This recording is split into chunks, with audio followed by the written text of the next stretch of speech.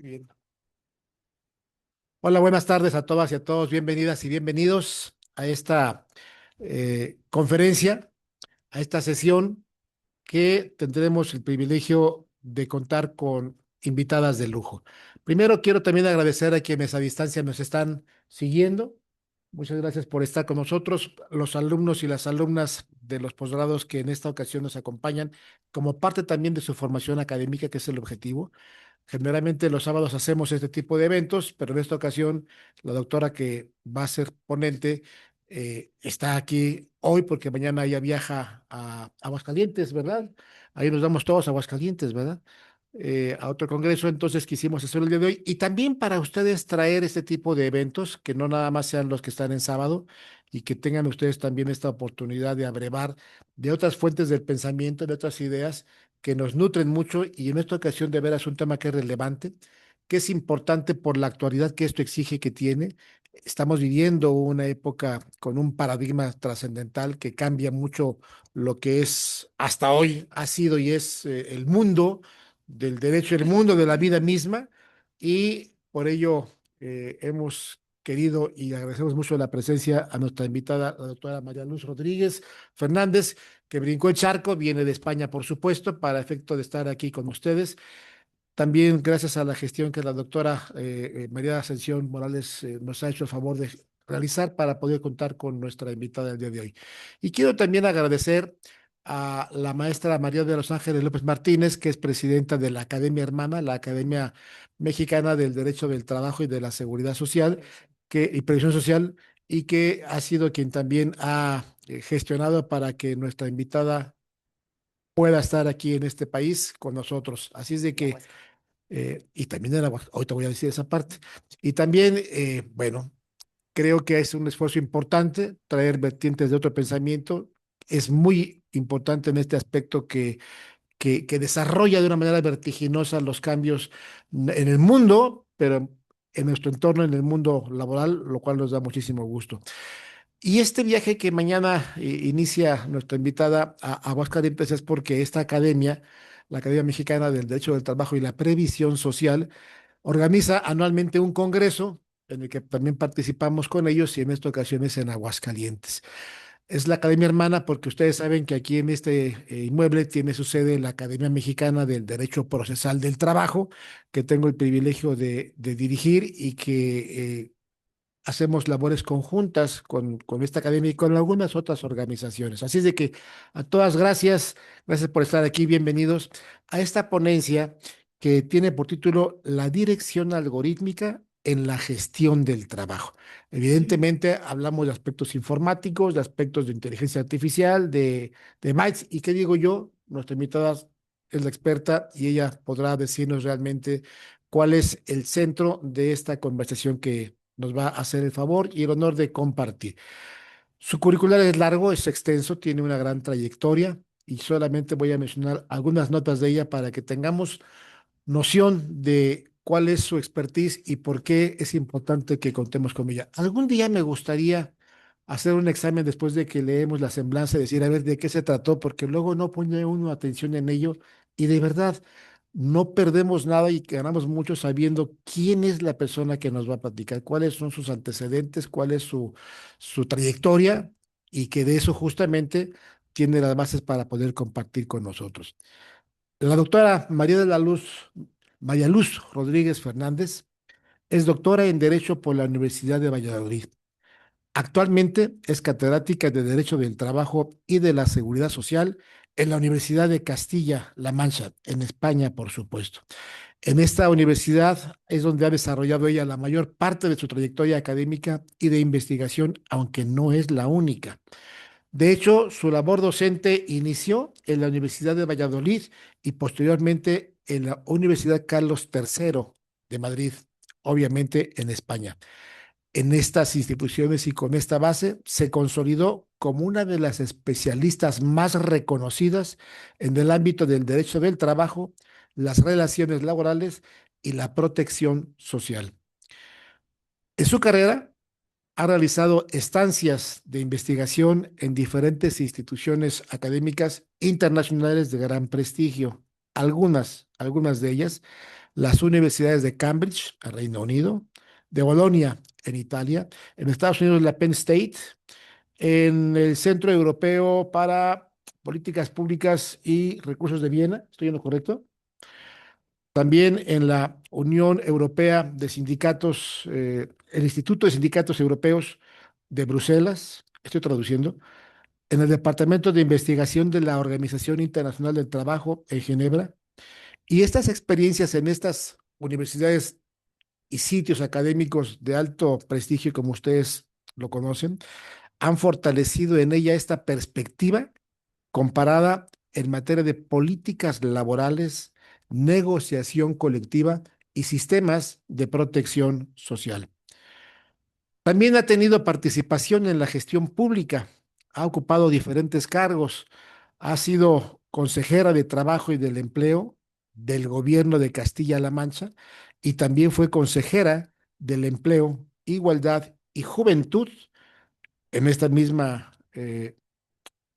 institución y también se desempeñó como secretaria de Estado del Empleo del Ministerio del Trabajo e Inmigración de España.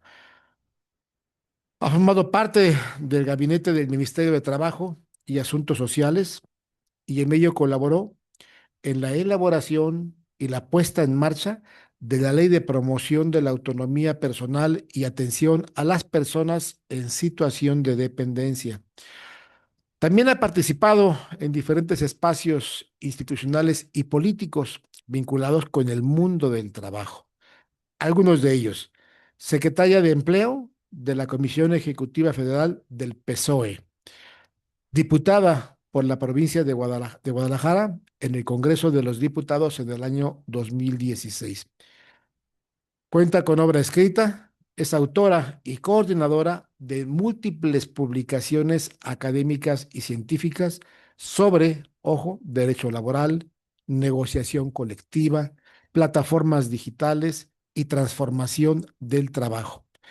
De algunas de las obras en las que ella ha participado, podemos destacar negociación colectiva, igualdad y democracia, plataformas laborales y mercado de trabajo y tecnología y trabajo, el impacto de la revolución digital en los derechos laborales y la protección social.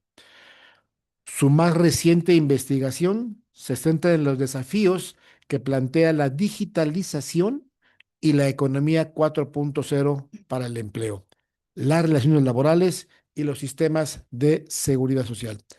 Actualmente dirige proyectos de investigación sobre digitalización y trabajo, en el cual analiza el impacto de las nuevas tecnologías en el mercado laboral y en los derechos de las personas trabajadoras, actividad en la cual destaca y la coloca en una posición relevante en el debate contemporáneo sobre el trabajo y la protección social. Con ustedes, la doctora María Luz Rodríguez Fernández. Bienvenida, doctora. Muchas gracias. Esta es tu casa. Un placer tenerte aquí con nosotros. Muchas gracias. La recibimos, por favor. Estoy abrumada. Estoy abrumada. Buenas tardes a todos y a todas. La verdad es que estoy abrumada. Esto que acaban de escuchar ustedes no es fruto más que de muchos años de trabajo y mucho esfuerzo. Probablemente si estuviera aquí mi hija diría, y de no haber estado el tiempo suficiente conmigo y haberle dedicado demasiado tiempo al trabajo. Bueno, primero de todo, quiero decirles que estoy muy honrada de estar en esta casa, en esta institución.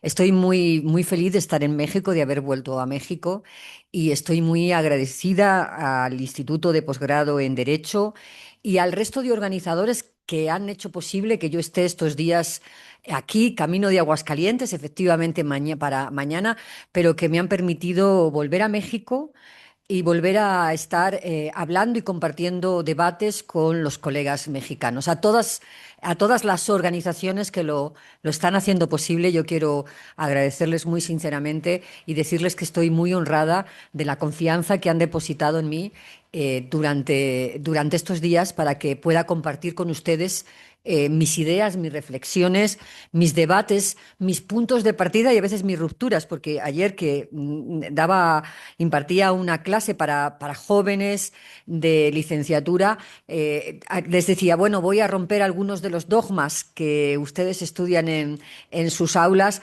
porque creo que ese, al final, es el papel que tenemos los académicos, ir pensando, ir abriendo caminos y a veces ir cerrándolos. Esto es lo que voy a hacer hoy con ustedes en un tiempo no demasiado largo para no aburrirles en una tarde de viernes. Bien, no sé cómo voy a hacer con la pantalla o si hablo sin pantalla. ¿Cómo quieren que lo hago? Pido que pasen las slides. Bien, ¿podemos poner la primera, por favor? Para hacer una breve introducción. Creo que ahora estará por ahí, ¿sí? ¿Podemos? La primera, que es una especie de mapa conceptual. Si no, no lo necesitamos, ¿eh? No, sí, te lo pongo. Bueno, empecé en el año 2017, después de mi salida del Parlamento español, era la portavoz de empleo en el Parlamento de mi país. Eh, Volví a la universidad, yo soy una universitaria, soy profesora universitaria y un tiempo me dediqué a la política amateur, pero yo soy profesora universitaria. Y volví a la academia y empecé a estudiar el impacto que ya en aquel momento se decía que iba a producir la tecnología. Entonces hablábamos más de robots, de automatización, el impacto que iba a tener la tecnología sobre el empleo primero y sobre el trabajo después. Yo siempre separo estos dos elementos, el impacto sobre el empleo y el impacto sobre el trabajo. Ahí empecé un camino largo de análisis, de estudio, que empezó en la Universidad de Cambridge, efectivamente, pero que complementé con algo que no hacen los juristas, pero que me parecía que era necesario, que era un trabajo cualitativo, de análisis cualitativo con trabajadores y trabajadoras y con empresas de mi país, con empresas que se dedicaban a la tecnología. Y fruto de aquella primera revisión, tanto de la literatura científica como de aquellos primeros trabajos cualitativos, pude hacer una especie de mapa, que es el que no aparece en sus pantallas, pero que yo se lo cuento igualmente, una especie de mapa conceptual. Ahí está, sí, efectivamente. Yo creo que es la segunda slide. Esa es la primera. Y la segunda es una larga lista de temas. ¿Puede verla? ¿Sí? Bien, este mapa conceptual, que es la segunda slide que vamos a mostrar, era algo así como los ámbitos de las relaciones laborales, los ámbitos del empleo, el trabajo y las relaciones laborales que estaban siendo afectadas. Aquí lo tienen, es un mapa conceptual y que estaban siendo afectadas por el impacto de la tecnología. Tengo que decirles que no el impacto de la futura tecnología, sino el impacto de la tecnología presente. Porque muchas veces, lo decía también esta mañana, muchas veces hablamos del futuro del trabajo, del futuro que producirá la tecnología en el mundo del trabajo y no es el futuro, es el presente. Está aquí y ahora el impacto de la tecnología en el empleo, está aquí y ahora el impacto de la tecnología en los derechos fundamentales de las personas trabajadoras y está aquí y ahora el impacto de la tecnología en este mapa conceptual que ven y que no voy a revisar porque nos llevaría muy lejos, donde analizamos el impacto en el empleo y en la formación de las personas trabajadoras, en el tiempo y el espacio de trabajo, en los derechos fundamentales de las personas trabajadoras, la salud y la seguridad en el trabajo, la seguridad social o en un concepto más amplio, la protección social. Sé que aquí es justamente a la inversa, pero en la perspectiva nuestra, en la perspectiva europea, protección social es el concepto general y la seguridad social forma parte de ella, y en la configuración, en la propia configuración de los sujetos del contrato de trabajo, de qué es un trabajador y qué es una empresa. Porque nos dimos cuenta que para muchos trabajadores lo único que conocen de su empresa es su smartphone o lo único que conocen de su empresa es su computer. y se está configurando. Si hacemos un repaso como laboralistas que somos, sujetos del contrato de trabajo, tiempo y espacio de trabajo, derechos fundamentales en el trabajo, seguridad y salud en el trabajo, seguridad social, empleo y formación, nos dimos cuenta que todas las instituciones centrales del mundo del trabajo, del derecho del trabajo, del derecho de la seguridad social y en general de las relaciones laborales estaban siendo afectadas ya, no en el futuro, en el presente, por el impacto de la tecnología. Si quieren ver en un espacio concreto, volvemos después. Pero todas ellas están siendo afectadas de tal forma que nos obliga como juristas del trabajo, yo al menos me considero tal, como jurista del trabajo, a pensar si las instituciones que hemos creado en el pasado son necesarias en este momento, no tendrán necesidad de un cierto reajuste, readaptación, yo hablo de recalibración. No utilizo nunca la palabra disrupción, porque la palabra disrupción me parece una palabra interesada. La palabra disrupción significa punto y aparte. Y hay muchas organizaciones interesadas en que pensemos que esto es un punto y aparte y que por lo tanto las garantías que los laboralistas construimos en el pasado para dotarnos de equilibrio entre las personas trabajadoras y las empresas hoy ya no son necesarias. Bueno, yo no creo, no tengo esta perspectiva en el análisis de lo que está sucediendo, prefiero pensar que es un punto y seguido y por lo tanto prefiero hablar de cómo debemos adaptar las instituciones laborales a esta nueva realidad a la que se tienen que enfrentar, a la que siempre se ha enfrentado el derecho del trabajo, porque el derecho del trabajo siempre ha ido de la mano de la tecnología, nace con la primera revolución industrial. Tecnología y trabajo son compañeros de viaje. Ahora voy a centrarme ya en el aspecto que me ha traído, a pesar de que este es mi análisis desde el año 2017, en el aspecto que me ha traído hoy aquí a estar con ustedes, que es el impacto de la utilización de algoritmos y sistemas de inteligencia artificial en el empleo y en el trabajo.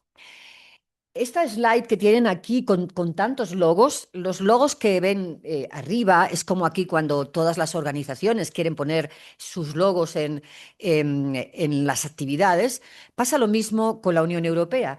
Todos los logos que ven son de la Unión Europea porque esta slide es el resultado de un proyecto de investigación financiado con fondos Next Generation y estamos obligados, los investigadores que utilizamos fondos Next Generation, a logar todas nuestras slides con los fondos, diciendo que esos fondos son de la Unión Europea. Lo importante es que nos ha permitido investigar en cómo se impacta los algoritmos en el empleo y en el trabajo. He de decir que cuando empezamos más el análisis del impacto, nos centramos más, probablemente ustedes también, en el empleo. Lo que nos preocupaba, como cuando empezamos analizando la automatización, que fue la primera ola, es cuántos empleos se van a perder a consecuencia de la inteligencia artificial, cuántos empleos se van a ganar y probablemente cuántos empleos, casi todos los nuestros, se van a transformar. Las últimas cifras que yo quiero compartir con ustedes son dos que a mí me resultan interesantes. La primera es de unos investigadores americanos que este mismo año, en el año 2026, han evidenciado en Estados Unidos una pérdida de empleo de en torno al 16%, sobre todo entre personas más jóvenes, vinculada, dicen ellos, el desarrollo de la inteligencia artificial, sobre todo de la inteligencia artificial generativa, que de 3 años a esta parte ha tenido una eclosión y una rapidez de impacto muy importante. Ese es un dato que ellos manejan y es un dato que yo quiero compartir con ustedes. El segundo dato lo traigo del foro de Davos, que como saben, hace un mes, prácticamente un mes, concitó a todos los economistas del mundo. Y en ese foro, la directora del Fondo Mundial Internacional dijo que el impacto que iba a tener en materia de empleo la inteligencia artificial, sobre todo la generativa, era, utilizó esta expresión, un tsunami, porque iba a terminar afectando, dijo afectando, al 60% de los actuales empleos. No porque fueran a desaparecer, sino porque se iban a transformar radicalmente e iban a hacer que los empleos cambiaran de configuración a consecuencia de la entrada de la inteligencia artificial.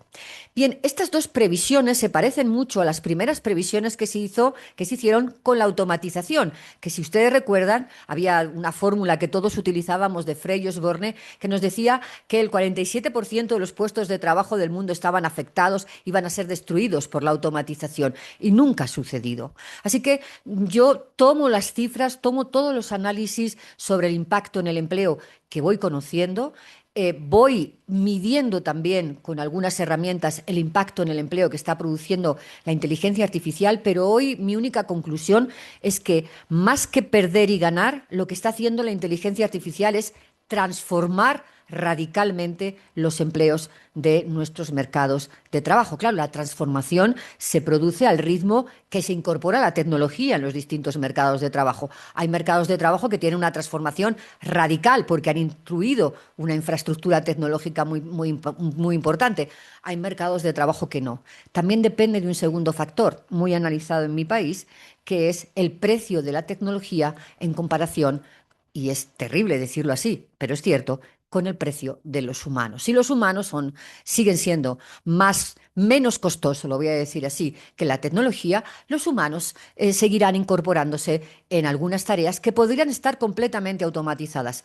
En mi país, todo lo que tiene que ver con el trabajo en el campo no está automatizado porque los trabajadores de ese sector todavía son menos costosos que las máquinas. Así que el ritmo de entrada y de cambio depende de la infraestructura tecnológica y la inversión tecnológica de un país, que puede ser más alta o más baja, pero también del coste de los humanos en relación con el coste de las máquinas. Siempre hablo de máquinas, no me gusta, lo utilizo, pero no me gusta utilizar palabras antropocéntricas para referirme a cosas que hacen las máquinas. Y le estamos hablando de inteligencia artificial, pero la inteligencia es solo y naturalmente humana. ¿Qué impacto produce ahora en el otro lado, en el trabajo? Porque ahí sí produce un impacto más importante que ya hemos medido. Y yo, la siguiente slide, cuando la tengamos en pantalla, veremos, hemos medido algunos impactos. Yo voy a concentrarme solo en los más destacables, porque les compartiré la slide, con lo cual solo en las más destacables. Primer impacto. La utilización de algoritmos y sistemas de inteligencia artificial puede producir decisiones que tienen sesgos, que tienen prejuicios y que tienen discriminaciones. Por cierto, como hacemos los humanos tenemos sesgos, prejuicios y discriminaciones cuando tomamos decisiones, en todos los ámbitos, también en el ámbito del trabajo. No hay una realidad analógica previa a la tecnología cuántica que estamos empezando a manejar, libre de sesgos y libre de discriminaciones. No la hay. Y no hay una realidad llena de algoritmos y por eso mismo plena de discriminaciones, sesgos y prejuicios. No se dan estas diferencias en el mundo, porque los datos de entrenamiento de los algoritmos y de los sistemas de inteligencia artificial los promovemos y los proporcionamos todos nosotros. Y esos datos de entrenamiento, que son nuestros datos, nuestras visiones, nuestras formas de entender las relaciones, la vida y las personas, son datos también sesgados. ¿Cuál es el problema entonces? El problema, no más que problema, el desafío, es que mientras cuando una persona discrimina, podemos entender que está siendo subjetiva y imputarle esa subjetividad a la persona que discrimina o tiene un sesgo por razón de género o por razón de migración o por razón de orientación sexual, es muy difícil imputar estos mismos sesgos a una operación matemática que se presume que es neutral, que se presume que es objetiva, que se presume que es una operación matemática binaria 1, 1, 0, 1, 0, 1. ¿Cómo va a cometer una discriminación una operación matemática? Y la comete, claro que la comete, porque está nutrida de datos que están sesgados muchas veces, porque quien programa esa operación matemática tiene sus propios sesgos y son en su gran mayoría varones, con sus propias formas de entender la vida, como varones que son, y porque las concepciones desde las que se programan son muchas veces las concepciones sociales dominantes, muchas de las cuales son plagadas de sesgos, están plagadas de discriminaciones contra a veces las mujeres, plagadas de discriminaciones contra, a veces las personas racializadas, plagadas de discriminaciones contra las personas que tienen una determinada orientación sexual. Así que, como nosotros somos los alimentos, nuestros datos, nuestros sesgos, nuestros prejuicios son los alimentos de los algoritmos terminan cronificándolos, reproduciéndolos, pero tenemos además la dificultad cómo imputárselos a una operación matemática. Pero existir existen. Les pondré un ejemplo que me parece muy evidente. En Italia han hecho un experimento con un algoritmo de una plataforma, una plataforma de reparto. Un experimento sobre si el algoritmo estaba utilizando su programación, la forma en que estaba siendo programado, las variables que estaba utilizando, era contrario al derecho de huelga. Fíjense, o sea, un algoritmo contrario al derecho de huelga. Los italianos siempre son muy imaginativos en sus pleitos, hacen litigación estratégica realmente muy imaginativa. Y demandaron a una empresa de plataformas porque el algoritmo que estaba utilizando era contrario al derecho de huelga y contrario al derecho a la protección de la salud de los trabajadores. ¿Por qué? Porque una vez elegido, esto es jerga de reparto, una vez elegido por los trabajadores el slot, que lo tienen que elegir, la franja horaria en la que iban a trabajar, los trabajadores son penalizados y 48 horas antes no renuncian a la franja horaria que previamente han elegido. Claro, muchos trabajadores no renunciaban porque estaban enfermos y sin embargo eran penalizados por estar enfermos. Esto es un elemento discriminatorio por razón de enfermedad. Y muchos trabajadores no renunciaban porque, aunque habían elegido el slot, no iban a trabajar en la franja horaria porque estaban en situación de huelga. Y al menos en nuestros países, en la mayoría de nuestros países, no es obligatorio anunciar al empleador que uno va a ponerse en huelga 48 horas después. Bien, parecía que iba a ser imposible. No, no lo fue. El pleito fue ganado y el pleito hoy ha hecho que este algoritmo haya sido declarado contrario a los derechos fundamentales de la protección de la salud y del derecho de huelga. Así que sí cometen discriminaciones, sí pueden provocar vulneración de derechos fundamentales. No es que yo sea tecno pesimista, que no lo soy, pero cuando hay este tipo de comportamientos hay que conocerlos y hay que saber tener herramientas para poder combatirlos jurídicamente. El segundo elemento que produce la utilización de algoritmos es la completa asimetría de información en la utilización por parte de las empresas para la dirección del trabajo. Siempre ha sido la empresa la que conoce todos los elementos, es lógico, es su libertad de empresa, su libertad de organización empresarial. Siempre ha sido la empresa la que conoce todos los elementos de la organización del trabajo. Pero antes los propios trabajadores veían esos elementos. Mi padre, cuando entraba en una fábrica del automóvil y veía la cadena de producción, conocía la cadena, el ritmo y cómo se imponía el ritmo en el trabajo. Hoy hay muchos trabajadores que están sometidos a dirección algorítmica, que no saben que están sometidos a dirección algorítmica, primer elemento. Segundo elemento, que no conocen en absoluto cuál es la estrategia empresarial u organizativa que está detrás de la gestión algorítmica. Antes lo sabían, hoy no. Y esto es más importante, y que no conocen cuáles son las consecuencias de la dirección algorítmica, de seguir o no seguir el algoritmo, simplemente mantenerse o no mantenerse dentro de las reglas del algoritmo para sus propias condiciones de trabajo. A esto es a lo que llamamos asimetría de información. La empresa tiene toda la información sobre la gestión algorítmica, los trabajadores apenas conocen nada sobre la dirección algorítmica. ¿Cómo hemos sabido que apenas conocen nada? Los trabajadores que más saben de algoritmos son los trabajadores de plataformas, porque conviven con el algoritmo desde que se conectan a la plataforma hasta que se desconectan de ella. La plataforma es un algoritmo, no tiene bienes materiales. El bien importante de la plataforma es el algoritmo. Conviven con él y son los que más saben de los algoritmos. Hemos trabajado con en torno a 40 repartidores donde todos sus teléfonos estaban con nosotros, todas con las aplicaciones abiertas encima de la mesa donde estábamos haciendo nuestra investigación. Y cuando entraban los pedidos, ellos estaban todos en el mismo lugar, con las aplicaciones de la misma empresa abierta.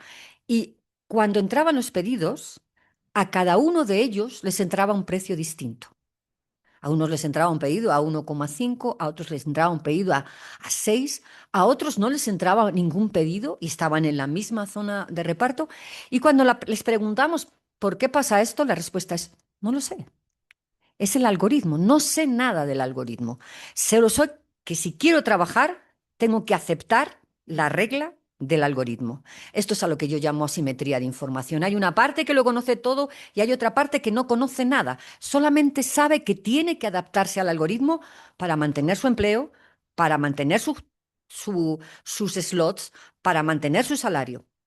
Y esta asimetría de información es la que nos ha hecho pensar qué remedios íbamos a utilizar para intentar remediarla, para intentar que las dos partes tengan una relación simétrica en la información que tienen.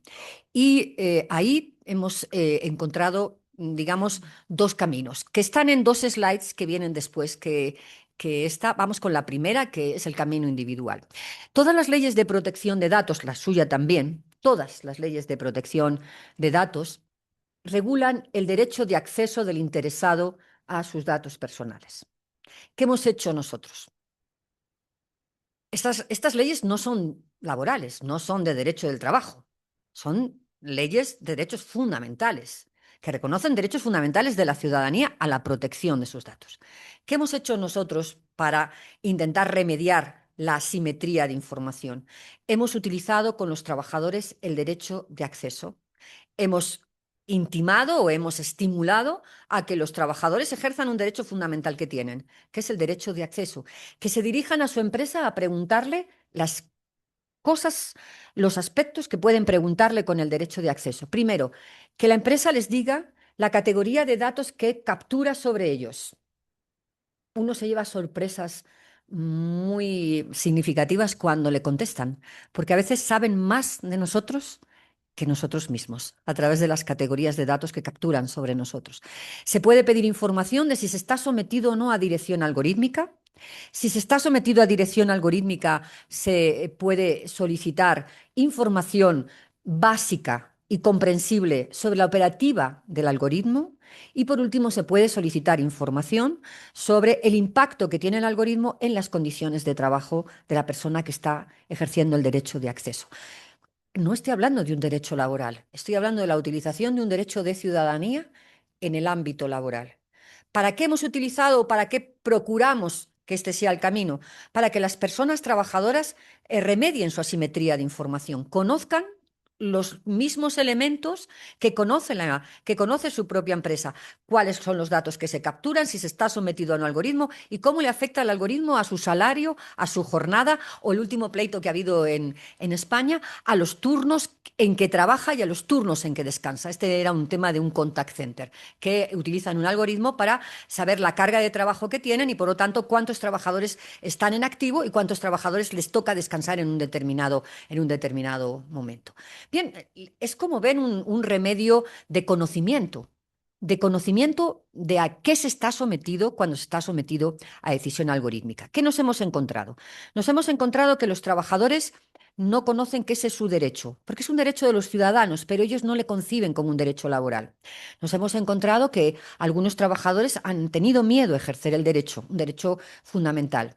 Nos hemos encontrado que cuando ya han vencido el miedo, no sabían cómo ejercer su derecho porque no conocían la empresa, la dirección fáctica de la empresa a la que enviar su formulario de acceso. Nos hemos encontrado con empresas que no nos han contestado. Nos hemos encontrado con empresas que nos han contestado de forma muy poco comprensible, con un PDF que no había forma de comprenderlo. No utilizaban Excel, nos enviaban un PDF. Nos hemos encontrado con empresas que nos han dado toda la información. Y una vez que hemos llegado ahí, nos hemos encontrado con muchos trabajadores que no pueden procesar la información porque no saben. Tenemos todo el poder, pero no tenemos con los trabajadores el conocimiento de los individuos para poder procesar toda esa información. Y finalmente nos hemos encontrado que aunque el trabajador haya hecho toda la cadena y tenga la capacidad de entender lo que está sucediendo, no tiene capacidad para influir sobre ello. Si hay una discriminación, si no se ha aplicado el convenio colectivo. Por cierto, hemos testado esta técnica para comprobar si se estaba aplicando el convenio colectivo en las condiciones de trabajo. Y era el experimento que estábamos haciendo.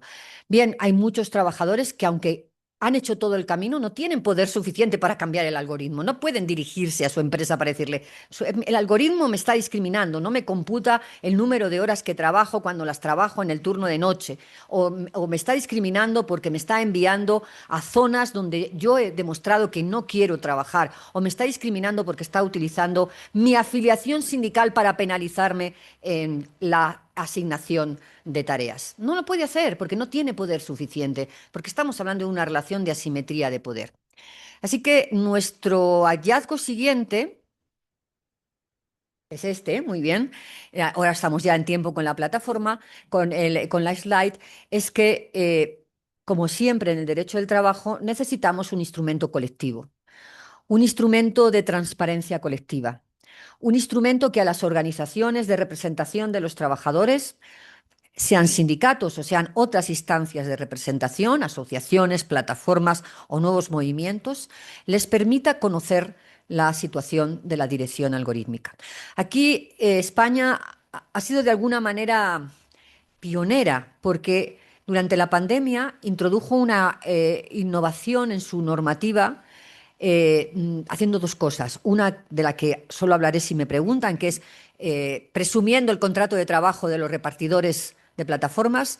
Y dos, y la más importante, estableciendo el derecho de la representación de los trabajadores en todas las empresas a solicitar a la empresa información sobre, volvemos otra vez, sobre si se utilizan o no se utilizan algoritmos, cuáles son las variables que se utilizan en los algoritmos, cuál es el peso que tienen estas distintas variables y cuáles son las reglas de programación.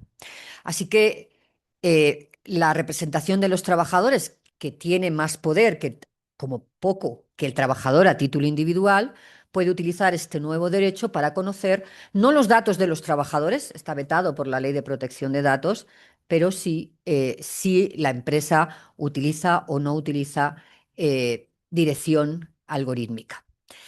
¿Qué nos encontramos aquí? ¿Cuáles son mis dos últimas reflexiones? Nos hemos encontrado con empresas que no, cuando la organización de los trabajadores les solicita información algorítmica, que la ley le dice que tiene, no dan esa información, no la ofrecen. Y ahí estamos estableciendo a veces estrategias de litigio, donde ya hay varios pleitos dirigidos frente a las empresas que no ofrecen la información, solicitando a los tribunales de lo social que condenen a la empresa por vulneración de la libertad sindical.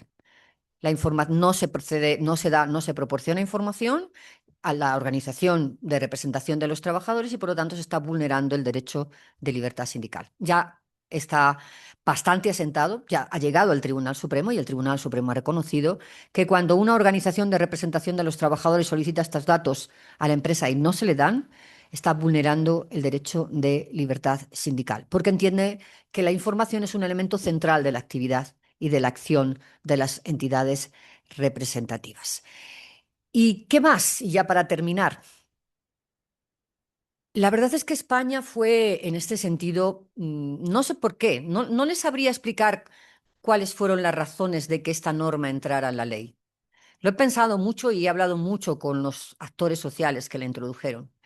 Ellos dicen que era una intuición que había de que era necesario introducir elementos de información ante la dirección algorítmica cada vez más presente en las empresas de nuestro país. Lo que sí sé es que fue una norma que abrió el camino y que hoy buena parte de la regulación que nos encontramos en América Latina también y en Europa, sobre todo en la Unión Europea, estos dos polos territoriales están muy a la par. América Latina va muy avanzada en algunos países y la Unión Europea también ha ido avanzando, van como a la par.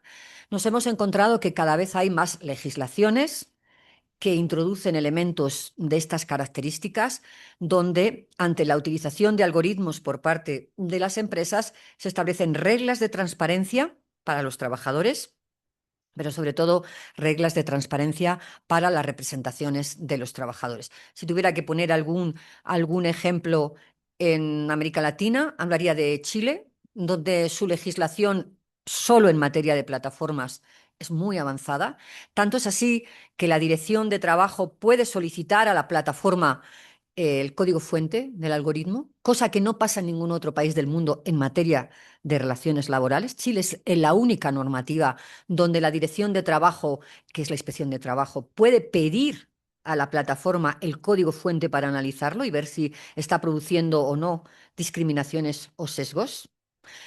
En el ámbito de América Latina no es la legislación más avanzada en este terreno. Uruguay tiene una legislación también muy avanzada, pero en el terreno individual, de la transparencia individual. Y la Unión Europea, donde a través de la Directiva de Trabajo en Plataformas, a través de la Ley de Inteligencia Artificial, se ha consagrado el derecho de información, consulta y codecisión. No hablo de participación directa, no hemos llegado a la cogestión alemana, no, no, no, pero sí codecisión de las representaciones de los trabajadores con respecto a la dirección algorítmica en el trabajo. Empezó en plataformas, siguió en la ley de inteligencia artificial, el reglamento de inteligencia artificial, y hoy está negociándose en el Parlamento Europeo una nueva directiva de dirección algorítmica, donde el centro de la directiva es justamente la transparencia colectiva en relación a la utilización de algoritmos. Como ven, no se ponen puertas al campo, ni se ponen puertas al mar.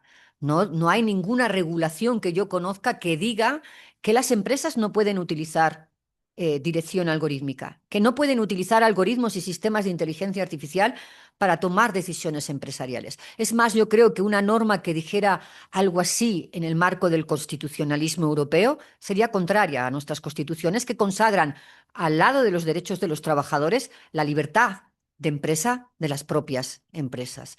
No, no se le ponen esas puertas al campo, pero sí se es consciente del impacto que tiene y que es necesario, de alguna manera, canalizar, la palabra puede ser canalizar el impacto a través de lo que siempre ha hecho el derecho del trabajo, que es reconocer derechos a los trabajadores de conocimiento y actuación cuando no se les reconoce, y a reconocer derechos a las representaciones de los trabajadores, incluida la negociación colectiva, de la que no he hablado, pero si me preguntan, hablo después de los convenios que tenemos, porque no quiero extenderme, incluidos los derechos colectivos de información, consulta, codecisión y negociación colectiva, es decir, recurrir a los instrumentos clásicos del derecho del trabajo para canalizar el impacto que tiene la utilización de algoritmos en la dirección del trabajo.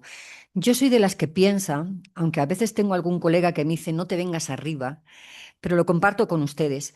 Yo soy de las que piensan que cuando antes, cuando las empresas no utilizaban algoritmos y tomaban decisiones, los juristas del trabajo como yo, teníamos que esperar a que la empresa tomara la decisión de ascenso, de despido, de pónganle una decisión empresarial, y actuábamos contra la decisión o a favor de ella en función del derecho. Aplicábamos el derecho para comprobar la legitimidad y la validez de la decisión. Hoy la transparencia que les acabo de referir nos permite adentrarnos hasta los datos que se tuvieron en cuenta para tomar la decisión.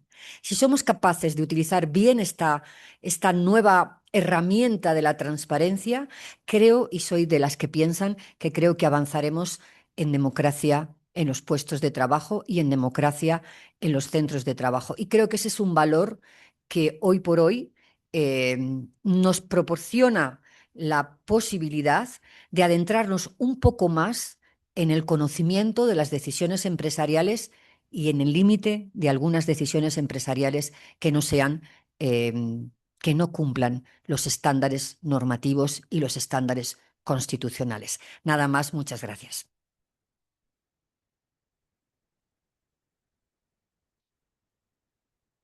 Muchísimas gracias, la verdad es que espléndida, profunda, técnica, eh, imperdible, pero tan imperdible que yo quisiera, antes de que abriéramos el espacio para preguntas, no dejar pasar la ocasión de que sí le tomamos la palabra, que nos hable de la parte colectiva, porque es también muy, muy importante. Entonces, ¿puede hacerlo, por favor? Sí, claro. Adelante.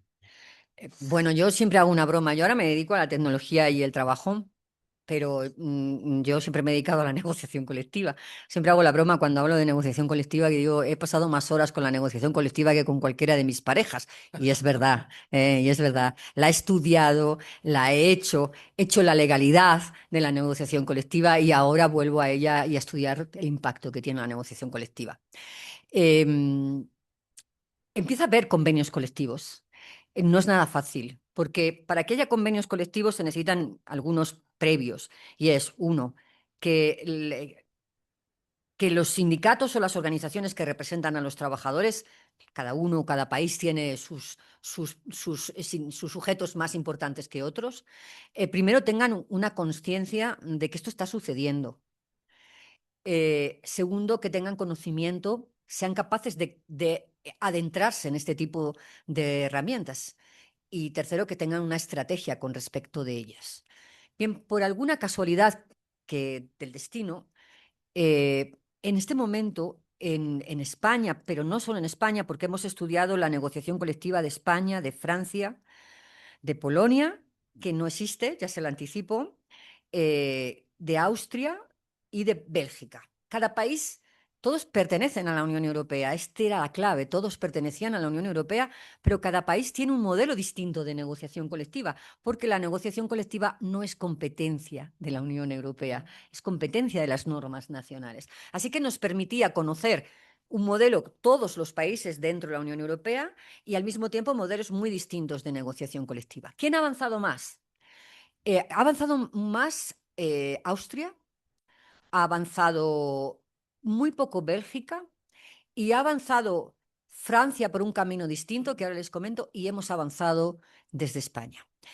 Empezaré porque no ha avanzado Polonia. Polonia no ha avanzado porque no era que no era que no tuviera negociación sobre algoritmos, es que Polonia apenas tiene negociación colectiva sobre nada. Así que era conforme a su modelo de negociación colectiva. Polonia tiene un modelo débil sindical y de organizaciones empresariales. Aquí nunca se baila si no hay dos. Las organizaciones empresariales son tan importantes como las organizaciones en representación de los trabajadores, su formación, su voluntad de entrada o no.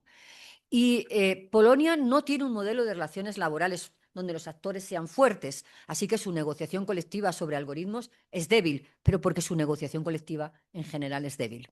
Bélgica no avanzó porque Bélgica tiene la estrategia sindical de que todas estas materias tienen que ir dentro de los convenios colectivos sectoriales clásicos. No quiere una negociación nueva sobre algoritmos, quiere introducirla en sus convenios colectivos clásicos y todavía no han avanzado suficientemente en el conocimiento y en la regulación de estas materias para adentrarse en ellas. Nuevamente, modelo de negociación colectiva clásico, y su estrategia responde al modelo de negociación colectiva clásico. Francia crea un modelo de negociación colectiva completamente distinta a su modelo de negociación colectiva para los trabajadores. Ha creado con todo este sistema un modelo de negociación colectiva para trabajadores independientes y autónomos, aparte del sistema del modelo de negociación colectiva de los trabajadores, donde los sindicatos clásicos franceses, que son sindicatos muy combativos, la CGT es muy combativa, no participa en el modelo, pero se presentan las elecciones para elegir a los representantes del modelo. Es muy curioso el modelo francés. Los austriacos tienen un modelo de codecisión porque es su modelo. Y entonces, nuevamente, la negociación colectiva vuelve a responder a su modelo de negociación colectiva. Con esto, donde quiero llegar antes de llegar a España, es que la negociación colectiva de estos instrumentos no es algo que caiga del cielo y que sea completamente novedoso. Al final, termina respondiendo a los estándares y esquemas del modelo de negociación colectiva del país. Al menos esa ha sido nuestra experiencia. España. España ha avanzado mucho en negociación colectiva de algoritmos. Tiene una parte de la negociación colectiva del sector de la banca, ya muy desarrollado, una parte del sector de seguros muy desarrollado, y tiene todo el convenio más importante que hay, lo tiene en el sector de la química, donde se ha negociado un sistema completo de información a la representación de los trabajadores cuando la empresa va a actuar va a introducir, antes de que introduzca, un sistema de algoritmos o sistemas de inteligencia artificial, y donde se repasa desde el empleo, las condiciones de trabajo y algo que a veces se nos olvida, que es todo el tema de la prevención de riesgos laborales. Si afecta o no afecta a la salud de los trabajadores la entrada de algoritmos y sistemas de inteligencia artificial. Es un convenio modelo, el convenio de la química. El convenio colectivo de la industria química en mi país siempre es un convenio modelo. Así que vuelve a responder. Y después, donde más hemos avanzado es en plataformas.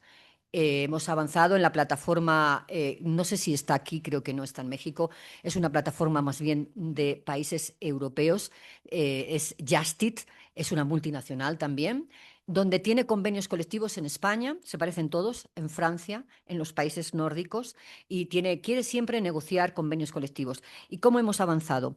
Dado que los temas de datos, algoritmos y decisiones tomadas con algoritmos o sistemas de inteligencia artificial sean completamente automatizadas o sean respaldadas por sistemas con intervención humana, porque de todo hay, más de estas últimas que de completamente automatizadas, se han creado en estos convenios unas comisiones que se llaman así, comisión algoritmo, donde se crean comités paritarios con igual número de representantes de la empresa que de las organizaciones del personal, de los trabajadores, y en esas comisiones algoritmo paritarias se examinan todos los temas relativos a qué datos alimentan los algoritmos, es decir, todos los datos de entrenamiento, se conocen los datos de entrenamiento, se conocen las variables que utilizan los algoritmos, se prohíbe la utilización de algunas variables en los algoritmos. Por ejemplo, en el convenio de Justice se prohíbe utilizar la variable sexo, la variable nacionalidad, para evitar discriminaciones por sexo o discriminaciones por nacionalidad, aunque a veces sería bueno utilizarlos para evaluar la discriminación cuando se produce, ¿eh? Pero ellos los han apartado, y después se conocen todas se conocen y se pactan paritariamente todas las variables que va a utilizar el algoritmo de reparto para asignar tareas, para evaluar tareas y para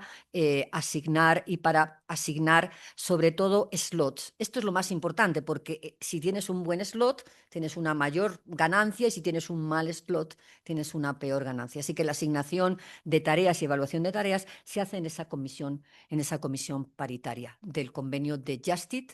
Y hoy Justit está patrocinando, y yo creo que puede ser, si todo va bien, puede ser una realidad, un convenio colectivo del sector de plataformas de reparto, donde entrarían Justit, donde entraría Globo, que es recalcitrante, pero puede que entre, y donde entraría Uber Eats. Uber Eats sí que tiene negocio en México. Y hacer un convenio colectivo, como los convenios colectivos de la química o de la banca, un convenio colectivo del sector de plataformas, donde la negociación fundamental es el tiempo de trabajo, que a veces no somos conscientes de cómo cambia el tiempo en las plataformas, el tiempo de trabajo y todo lo que tiene que ver con los datos y los algoritmos para asignar tareas, evaluar tareas y desactivar de la plataforma.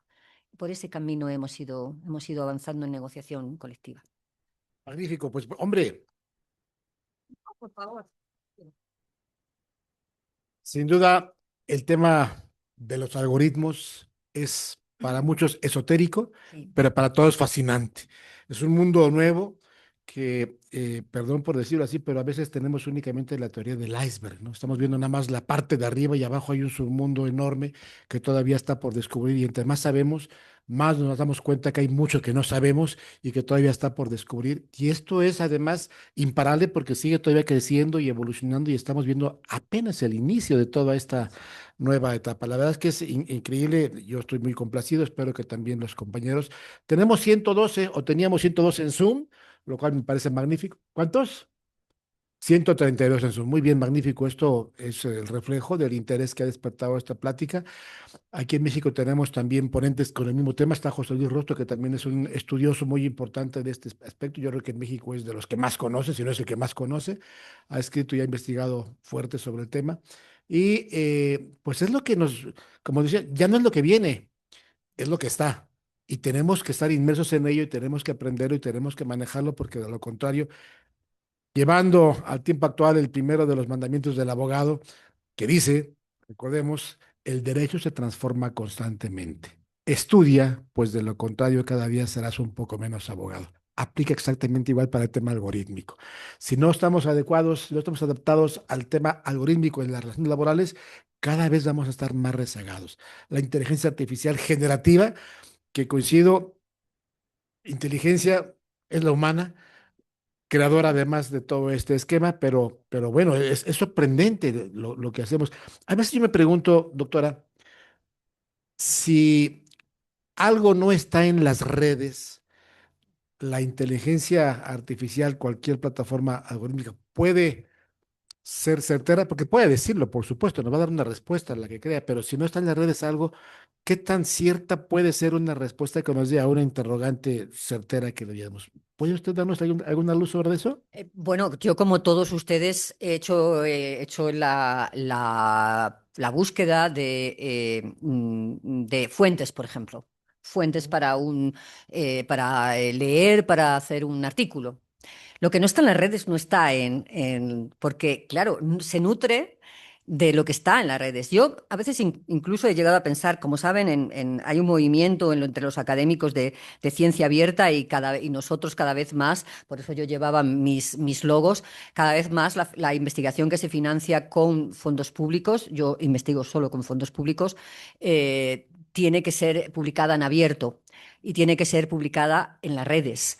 Con lo cual yo al final me preguntaba, ¿por qué empezó el movimiento de ciencia abierta hace 5 años y después, 3 años, 2 años después, empezó la inteligencia artificial generativa a sacar papers de combinación de muchos de los temas que habíamos previamente subido a las redes? Sí, lo que no está en las redes, francamente, no nutre la inteligencia generativa. Pero es verdad que ¿qué no está hoy en las redes?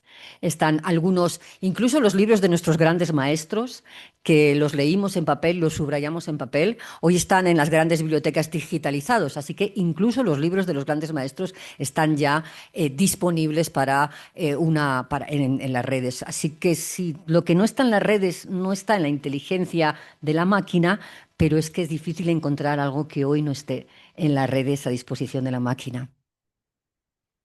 Aunque en el tema justamente de la postulancia de la judicatura, hay casos donde podríamos aplicar aquel dicho que dice, lo sabes todo y lo que no sabes lo inventas, porque tenemos los casos justamente de escritos jurídicos donde han insertado jurisprudencias o precedentes que no existen, pero que están forzados para poder construir una estructura argumentativa que coincida con la pretensión del argumento, ¿no? Entonces, ese es el gran riesgo. Y ya que hablamos de esa parte, eh, ¿qué tan válido es que en un escrito jurídico, una demanda, un amparo, un recurso de cualquier naturaleza, incorpore uno textos de la inteligencia artificial? Y me refiero desde la óptica de la ética. O sea, porque no es algo propio, sino es algo que saco de lo que la red busca y adopta. ¿Cómo lo ve usted esa parte de la ética? Y vayan ustedes viendo sus preguntas, por supuesto, si no tiene inconveniente la doctora y si tiene oportunidad, daremos espacio a algunas preguntas. Si hay en las redes, ahorita me dicen nada más, deje que si es posible que nos haga algún comentario sobre esto. Este es el mismo debate que tenemos los académicos, no es tan distinto. Yo acabo de corregir un artículo de una persona, de una académica española, editar, sobre sesgos de género de la inteligencia artificial, donde ella termina diciendo al final de su artículo, de su capítulo, este capítulo está hecho sin utilizar inteligencia artificial. Ella declara que no ha utilizado inteligencia artificial. Bien, bien por Pilar Rivas, así es como se llama, Pilar Rivas Vallejo, que es una gran experta en sesgos de género en la inteligencia artificial, catedrática en la Universidad de Barcelona. Eh, es el mismo debate que tenemos con nuestros alumnos. Es decir, es el mismo debate que tenemos todos los que nos dedicamos a un cierto trabajo de construcción intelectual, ¿no? Y aquí quiero hacer una frase que siempre me gusta recordar, que es los primeros investigadores que yo leí sobre automatización son dos americanos, dos norteamericanos, que tienen un libro muy famoso que es de Second Machine Age, y la llaman la segunda revolución industrial. Ellos sostienen que la primera revolución industrial fue la que conocemos todos como primera revolución industrial, donde la máquina vino a sustituir la fuerza física de la persona. Y que esta es la segunda, y no la tercera, ni la cuarta, ni la quinta, como la solemos llamar, porque aquí la máquina ha venido a sustituir la inteligencia de la persona, lo que pretende sustituir la inteligencia de la persona. Así que todos los trabajos, desde luego el de los abogados, el de los jueces, que también utilizan inteligencia artificial, los jueces brasileros están obligados a utilizar inteligencia artificial porque tienen 2.500 casos al año y sin eso, sin inteligencia artificial, no podrían resolverlos. Los profesores, los médicos, estamos preguntándonos todos lo mismo. ¿Es ético que utilicemos la inteligencia artificial para escribir un paper, para hacer una demanda? Siempre que se cote, soy de la opinión. Yo no utilizo inteligencia artificial porque soy mala. Hablo de ella, estudio la inteligencia artificial, pero soy mala utilizando todo lo que tiene que ver con la tecnología. Así que me es muchísimo más útil mis instrumentos y mis herramientas de siempre. Pero creo que siempre que uno, primero, cheque la veracidad de lo que está poniendo. Ahora lo hablábamos antes, este caso de la construcción de argumentos o jurisprudencia en España. Hay tribunales que ya han sancionado a algunos abogados por utilizar links a jurisprudencia que no existe, sentencias que no existen, argumentos que no existen.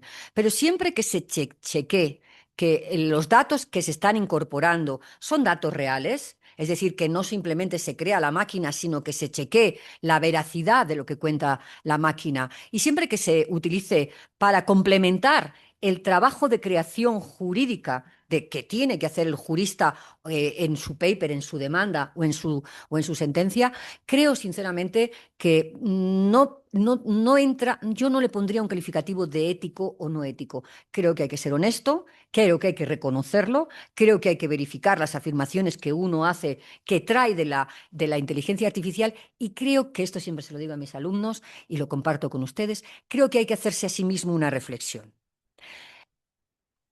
Cuando estoy utilizando inteligencia artificial generativa, ¿qué parte de mi inteligencia le estoy donando a la máquina?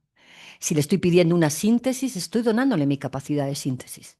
Si le estoy pidiendo una búsqueda exacerbada de bibliografía o de jurisprudencia, le estoy donando mi capacidad de búsqueda.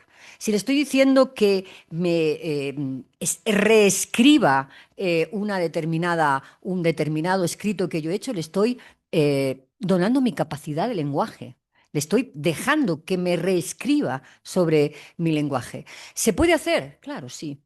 Pero pensemos cada vez que utilicemos inteligencia artificial qué capacidad humana que tenemos nosotros y que nos hace realmente humanos estamos donándole a la máquina. Y por favor, seamos honestos. Si utilizamos la máquina, digámoslo y chequeemos la veracidad de los argumentos de la máquina. Seamos honestos. ¿Preguntas? ¿Aquí alguna pregunta? Por favor, aquí un micrófono al maestro. Nos hace favor de decirnos su nombre y la pregunta para que también los que están a distancia escuchen y se enteren. Adelante, por favor, Muchas maestro. gracias. Sí, soy Emilio Ortiz, profesor del instituto. Muchísimas gracias, doctora, por esta ponencia muy ilustrativa, ¿verdad? Me uno a lo que comenta el licenciado Gilberto, de que el algoritmo es como el marxismo. Todo el mundo habla de él, pero nadie le entiende, ¿verdad? Está muy bien dicho, sí, sí. Me encantó esta parte donde decía usted, creo que así lo entendí, donde como que no está muy de acuerdo en denominarle inteligencia, que es un atributo de los seres humanos, ¿no? Y me hizo recordar que en algún momento me meto yo a la página del pensionista y quiero ver mis semanas cotizadas y me dice, tienes que hacer A, B, C y D. Y yo hago A, B, C y D y no me da nada. Entonces me vino a la mente que me decía un colega, es que es poco amigable, otra vez con los atributos de la persona a una máquina, ¿no? Me encantó más el concepto poco comprensible para mí que creo que usted utilizó, ¿no? Total, es que es muy importante este tipo de ponencias y creo que se debería de establecer cursos, ¿verdad? Porque aquí dos cuestiones para no alargarme mucho. Digo, tengo muchas preguntas, pero creo que dos, digamos, esta información que se tiene, yo tiene poco que empecé a utilizar el chat GPT. Ah, usted también, ¿ve? Sí, sí, no, como que no le intelijo mucho a eso, pero yo me quedé pensando, bueno, si yo le pido información sobre cuestiones médicas, ¿qué tanta protección tiene esa información que es mía y que le estoy preguntando? Ninguna. ¿Va? Entonces, ¿cuál es la normativa? Me quedé preocupado, dije, bueno, y eso podrá ser utilizable, por ejemplo, en un juicio de seguros médicos, en un juicio laboral, o sea, todo este universo de dudas que me atacó, ¿verdad? Dije, ah, caray, pues no sé, o sea, creo que hace falta mayor regulación, ¿no? Entonces, y la otra es, yo por ahí en alguna ponencia que hice en una diapositiva, pues fui a la inteligencia artificial, dije, ah, caray, ahora cómo cito esto, ¿no? Y pues lo único que se me ocurrió fue decirles, oigan, esto lo saqué de inteligencia artificial, ¿no? Así con el ánimo de cumplir, con una honestidad, ¿no? Entonces, no sé si hubiese una forma de citar o no sé, creo que hace falta mucho camino por recorrer con cierta regulación sobre esta materia. Sí, tiene razón. Bueno, Gracias, gracias. sí, hablamos siempre, utilizamos un lenguaje antropomórfico probablemente porque es lo que nosotros nos conocemos a nosotros mismos. Utilizamos la palabra inteligencia, decimos que los algoritmos aprenden. No, los algoritmos no aprenden. Los algoritmos generan parámetros, van uniendo parámetros y les establecen consecuencias. Pero no, aprender, no, de momento, al menos hasta donde yo sé, no aprenden. Tienen un sistema de conexión, pero no un sistema de aprendizaje humano como aprendemos los humanos. Por cierto, los humanos aprendemos mucho más rápidos que los algoritmos. Si un humano, aquí hay una llama y pone un dedo, sabrá que se quema.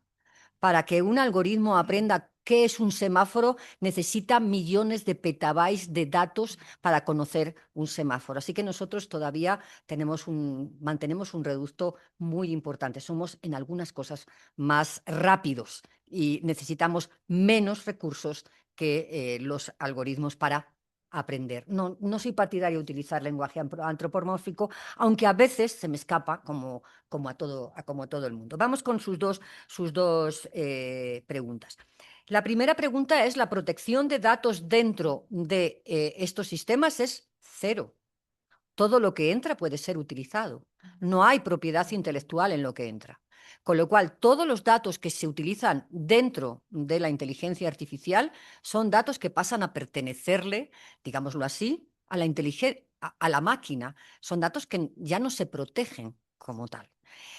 Es así que algunas empresas están empezando a vender a sus clientes, algunas sobre todo empresas de consultoría, a vender a sus clientes un premium.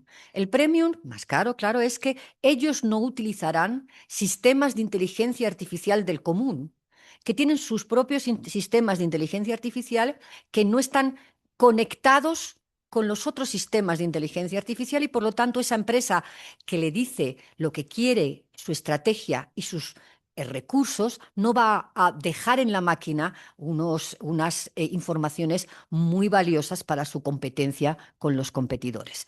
Todo lo que entra en la máquina se queda en la máquina. Todos los datos que se utilizan por parte de la inteligencia artificial son suyos. Es verdad que las leyes de protección de datos tienen un papel que cumplir. Pero recuerden, cuando entran ustedes en cualquier aplicación que les sale el consentimiento, este famoso para que nuestros datos sean utilizados, ¿cuántos de ustedes han leído las 555 páginas diarias que tendríamos que leer para prestar nuestro consentimiento de manera informada antes de dejar aquí petabytes de datos? ¿Cuántos de nosotros? No, no es sencillo hacerlo así. Así que sí, todos esos datos pueden ser, pasan a formar parte del acervo de conocimiento humano del que digámoslo así, se apropia la máquina. Le voy a poner un ejemplo de un caso real. Hay una fundación que utiliza datos de los trabajadores de plataformas para hacer litigio estratégico. Es muy conocida en Irlanda. ¿Por qué se creó esta fundación? Porque el trabajador que demandó a la empresa, era un trabajador de plataformas, demandó a su empresa para que le reconociera que tenía un contrato de trabajo, sin saber sus resultados, ni sus scores, ni nada de su vida con la plataforma utilizó todos los datos que le había proporcionado el algoritmo de esta persona para rechazar que esta persona tuviera un contrato de trabajo, demostrando con los datos de esta persona, de esta misma persona, que no había subordinación porque a veces había decidido no aceptar las peticiones de trabajo que le hacía la plataforma. Eran sus datos personales. Él no los conocía, por eso de la simetría de información, y la plataforma los estaba utilizando contra él en un pleito para negar la existencia de un contrato de trabajo. Claro, la protección es mínima de esos datos. Y luego, ¿cómo citar una inteligencia artificial? No lo sé, yo nunca la utilizo. Pero sí que sé que he suspendido a muchos de mis alumnos por citar la Wikipedia. Y a lo mejor, hay que pensar que, no sé cómo decírselo. El otro día estuve en un gran foro sobre la utilización de inteligencia artificial en investigación, en creación de investigación, en publicación de investigación y en transferencia de investigación. Y la verdad es que algunos comportamientos de colegas con inteligencia artificial me dejaron un poco desarmada. Así que no sabría decirle si es bueno que utilice la inteligencia artificial para hacer determinados excursus en la investigación. No lo sé, no lo sé. No lo sé. Gracias, doctora. Muy bien. Hay un par de preguntas en Zoom. Una la formula el doctor Ezequiel Ramírez, una pregunta muy compleja, que espero que la batería de mi celular me alcance a leerla. La leo textual. ¿Cómo se está reconfigurando el modelo global de regulación de la inteligencia artificial bajo la presidencia de Trump en Estados Unidos a partir de una posible orientación más desreguladora y pro mercado? ¿Y qué implicaciones tiene esto frente al enfoque garantista de la Unión Europea, especialmente considerando la participación de Vance en foros internacionales como el de París del 2025? Una pregunta difícil, pero excelente, efectivamente. Difícil de contestar, no difícil de contestar. Buena parte de lo que está sucediendo en este momento tiene que ver con la inteligencia artificial, efectivamente, con los desarrollos de la inteligencia artificial. Estados Unidos tiene una carrera y unas políticas de bajar impuestos, de acumular mucho capital para el desarrollo de la inteligencia artificial de las grandes plataformas de Silicon Valley. Eh, si hay un fenómeno global, este es la tecnología. Porque la tecnología está en todos los países del mundo, porque es un fenómeno global. Y por lo tanto, para la regulación, efectivamente necesitaríamos un legislador global que no tenemos. No, no lo tenemos. En el materia de trabajo estamos un poco más cerca de tenerlo, que es la Organización Internacional del Trabajo. Pero fuera de la Organización Internacional del Trabajo no hay un legislador global que legisle de forma global.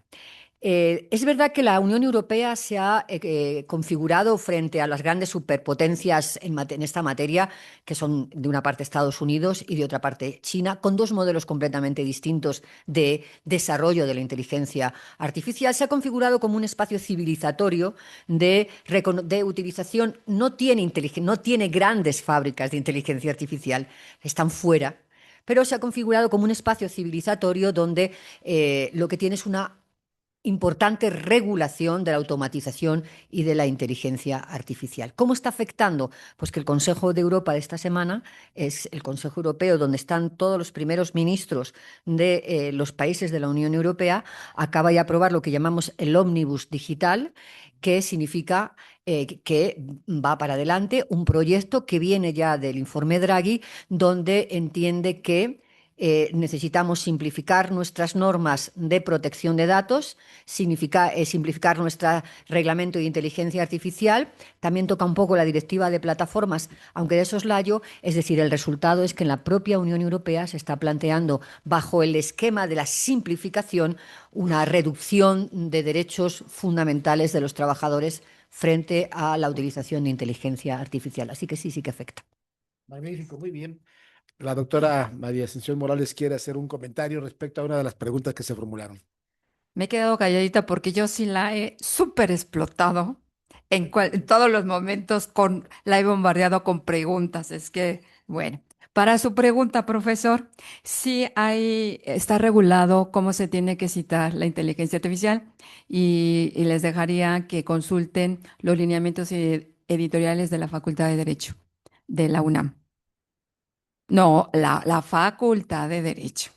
La Facultad de Derecho, en sus lineamientos de 2025, fueron creados en noviembre, octubre de noviembre, y entonces ahí nos establece todos los apartados de textos, hemerografía, libros, videos, Instagram, y llega a un capítulo que está en el número 75. Vean todo lo que regula, y nos dice inteligencia artificial, y nos habla que es chat GPT, OpenAI. O sea, nos establece varios cómo se debe de citar. Ujú. 2025. Apenas, que no deja de ser también una modalidad establecida ex profeso. No es una norma general, pero es un buen principio para poderla utilizar. Hay una pregunta más. Es precisamente para evitar lo que hemos pasado todos como profesores, que les dejamos a nuestros alumnos y vemos una redacción increíble cuando sabemos que no saben ni decir dos párrafos, no saben ni escribir dos párrafos, ¿no? Y nos vienen unos trabajos de 25, 30 páginas donde se les dejó y en menos de un mes ya lo hicieron, cuando a uno le cuesta muchísimo, por lo menos mínimo 3 meses hacer un artículo. Entonces dicen, bueno, qué barbaridad, mis alumnos son unos inteligentes, brillantes, saben redactar. Y entonces, bueno, uno se da cuenta que por lo menos si utilizaste eso, como decía la doctora, pues sí, utilicé inteligencia artificial. Y ya que la utilizaste, por lo menos cítala bien, ¿verdad? Hay otra pregunta también del doctor Uribarri, que si mal no recuerdo anda por Mazatlán, ahí vive. Pero antes de hacerla, quiero aprovechar la coyuntura porque después ya se me empiezan a ir. Ahorita que están todavía todos en Zoom y que están aquí presenciales, pues no veníamos preparados, pero hay que hacer algún comercial. Miren, hemos generado una batería importante de eventos próximos que los queremos compartir con ustedes e invitarlos a que asistan. Algunos de ellos gratuitos, otros tienen algún costo. Siempre, y ustedes lo saben, que los costos aquí en el instituto son bastante competitivos y son únicamente para el efecto de mantener toda esta infraestructura y el apoyo de recursos humanos, etcétera. Pero algunos son gratuitos. Tenemos, y este todavía no está, lo quiero mencionar, el día todos los martes, todos los primeros martes de mes hacemos un evento que hemos dado en llamar Los Maestros Opinan. Y cada mes es un tema distinto, siempre de actualidad. En esta ocasión, por cuestión de agenda y porque se atraviesa la Semana Santa y la Semana de Pascua, va a ser el día jueves 9 de abril. No va a ser el primer martes, sino va a ser el día jueves 9 de abril. Y el tema será algo que jurídicamente en nuestro contexto nacional está muy, muy actual, que es esta hoy todavía iniciativa, o todavía a ratito, quién sabe si hayan aprobado las 17 legislaturas de los estados, sobre la reducción de las pensiones y jubilaciones a los empleados de confianza o ex empleados de confianza del sector público. Un tema que cuestiona toda la estructura constitucional, no solamente de la retroactividad, que creo que ahí sí hay estructura en la Constitución, pero la regresividad, la discriminación y una serie de aspectos importantes. Los invitamos, ese es gratuito y es totalmente virtual. 9 de abril, de 6 de la tarde a 8 de la noche. Ya tenemos un ponente y falta todavía otro que nos confirme para que estén ustedes. Y tenemos otros más. Si me hace favor de compartirlos en pantalla, licenciada Karen.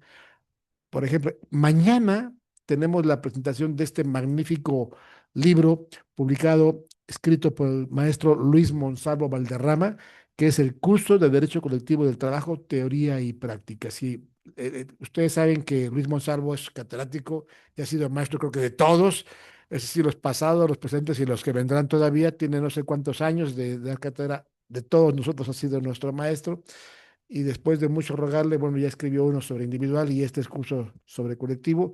Qué bueno que lo hace. Están invitados. Mañana es aquí a las 12 del día. Es gratuito, por supuesto. Y también se va a transmitir vía Zoom a sus grupos de WhatsApp. Ya lo hemos difundido, al igual que en nuestras redes. Cordialmente invitados. Adelante, por favor, con el siguiente. Tenemos también un curso de análisis comparado del principio de libertad sindical y negociación colectiva en Canadá, Estados Unidos, México y Argentina. Si bien no hay ponentes de Canadá y de Estados Unidos, es porque hemos querido que desde la perspectiva latinoamericana podamos apreciar este aspecto. Quienes conocen a Humberto Villasmil Prieto y a César Augusto, venezolanos de altísimo nivel, son hombres, yo dijera, mundiales, globalmente mundiales, si la expresión me permite, en el de su trabajo. Mirna Lozano es también estupenda, es también de Argentina y es de Argentina, ha estado aquí mismo la hemos tenido, es estupenda, y va a estar también creo que Ah, ¿no? En Aguascalientes va a estar ella mañana, no sabemos. No. Y bueno, el doctor Manuel Fuentes Muñiz, que también sabemos que es un excelente estudioso, también catedrático de este instituto, así es de que están ustedes invitados. Ven ustedes el costo, 600 pesos, a ver quién les da eso tanto por tan poco. Le pasamos a la siguiente, por favor. En euros han de ser 30 euros, aprox, ¿sí? También tenemos un conversatorio. El título pareciera pequeño en función de lo que contiene, pero la verdad tiene un análisis más allá del título, que es bastante recomendable. Ya tengo yo la oportunidad de conversar con ellos. Es un conversatorio sobre el impacto de la compactación salarial, salarios mínimos contra salarios contractuales. No es nada más se empatan, sube, baja, no, es algo mucho más profundo que de veras está muy recomendable. También 600 pesitos. Adelante, por favor, con la siguiente. Tenemos un diplomado de oratoria, argumentación, inteligencia artificial y litigación en materia laboral, que esta sí es una pléyada de estrellas que tenemos aquí para todos ustedes. He visto yo varios cursos en diferentes espacios y la verdad es que no profundizan, no le entran. Yo creo que los abogados. Sabemos que abogados viene de las dos raíces latinas, advocatus, el que habla por otro, pero a veces no sabemos ni hablar ni escribir, y la forma hoy que la oralidad es un principio más predominante dentro de los procedimientos, hay que saberse comunicar, por eso es la oratoria, es una oratoria forense para abogados. La argumentación, que es también esencial, evidentemente, si no sabemos estructurar, y no con la inteligencia artificial, sino con el origen de lo que sabemos y hacemos. También, por supuesto, la inteligencia artificial y la litigación en materia laboral, aun cuando tiene una cuota de recuperación de 7,000 pesos para los alumnos del instituto y para los miembros de la Academia Mexicana del Derecho Procesal de Trabajo, hay también un beneficio especial. Cuestión de que hablen para que sepan cuál es el beneficio. Anda por ahí por el 20% de descuento, si mal no recuerdo, pero cuestión de que lo verifiquen quienes estén interesados. Adelante, por favor. Bueno, este es un taller, despidos, rescisión y terminación laboral y su impacto en los conflictos de trabajo, con el doctor Alfonso Pardillo Vargas. Alfonso Pardillo Vargas, hoy publicamos en nuestras redes y en los grupos de chat que él es egresado de aquí, del doctorado, él es presidente de nuestro capítulo Quintana Roo de la Academia. Tiene la primera de sus obras escritas editadas por Porrúa es Derecho del Trabajo.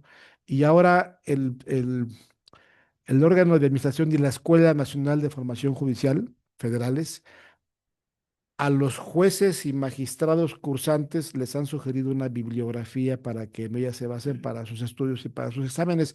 Y la obra de Alfonso Pardía Vargas, El Derecho Mexicano del Trabajo, es una de ellas, lo cual nos da muchísimo gusto y gran orgullo. Damos a la siguiente, por favor. Hay más procedimientos especiales colectivos en materia de trabajo. A veces, bueno, cuando yo doy alguna plática, pregunto sobre este tema, ¿cuántos procedimientos hay en la Ley Federal del Trabajo? ¿Cuántos procedimientos hay? Obviamente no nada más es el ordinario y el colectivo, no, no. Hay 12 y dentro de los 12 hay un submundo de los especiales colectivos y los colectivos genéricos, que es un subtema también muy interesante y esto lo va a impartir un juez, Armando Sánchez Castillo. Uno más, por favor, les damos a la siguiente. Si hay más. Bueno, ese ya es un comercial para que los que nos siguen a distancia y los que ya concluyeron, acabamos de terminar con dos ceremonias de graduación, pues siempre aquí tenemos los libros abiertos para que ustedes se incorporen y que continuemos con esta formación académica. Están ustedes cordialmente invitados, ojalá que nos acompañen y sigamos dándole a este instituto y a toda la comunidad del instituto y la academia, pues el espacio que nos corresponde a los laboralistas, que no nada más vemos derecho laboral, también constitucional, amparo, derechos humanos, porque todo conflicto, todo tema laboral termina en estas instancias conclusivas, así es de que la verdad creo que tenemos pues una batería importantísima de actualización, profundización de la materia jurídica de nuestro interés. Están abiertas las inscripciones. Bien, paso a la última pregunta. El doctor Gonzalo Uribarri dice, hay futurólogos como Martin Ford que pronostica que aún los trabajos calificados como los de abogado, diseñadores de software y aún radiólogos los podrá hacer los programas de la inteligencia artificial. ¿Qué opina usted al respecto, doctora? Mm, Voy a explicar con una experiencia personal mi respuesta. Cuando empecé a estudiar el impacto de que tenía en la tecnología, en aquel momento automatización sobre el trabajo, sobre el empleo, entonces estaba muy de moda la fórmula de dos estudiosos de Oxford, Frey y Osborne, que habían estudiado y habían formulado una fórmula matemática, una ecuación para saber cómo con la tecnología de ese momento, cuántos trabajos iban a desaparecer. Y ellos llegaban a la conclusión que el 47% de los empleos de Estados Unidos, con la tecnología que estaba en ese momento, iban a desaparecer. Utilizaban una fórmula matemática para hacerlo. Lo primero que yo hice en España con este tema fue aplicar esta fórmula matemática a una realidad productiva real. Ellos lo habían hecho pensando y nosotros, con un grupo de economistas y un grupo de juristas, lo aplicamos a la realidad de una comunidad autónoma tan dinámica económicamente y con tanta tecnología como es la Comunidad Autónoma de Madrid. El resultado que nos salió era altísimo, altísimo, que íbamos a perder cerca del 55% de los puestos de trabajo.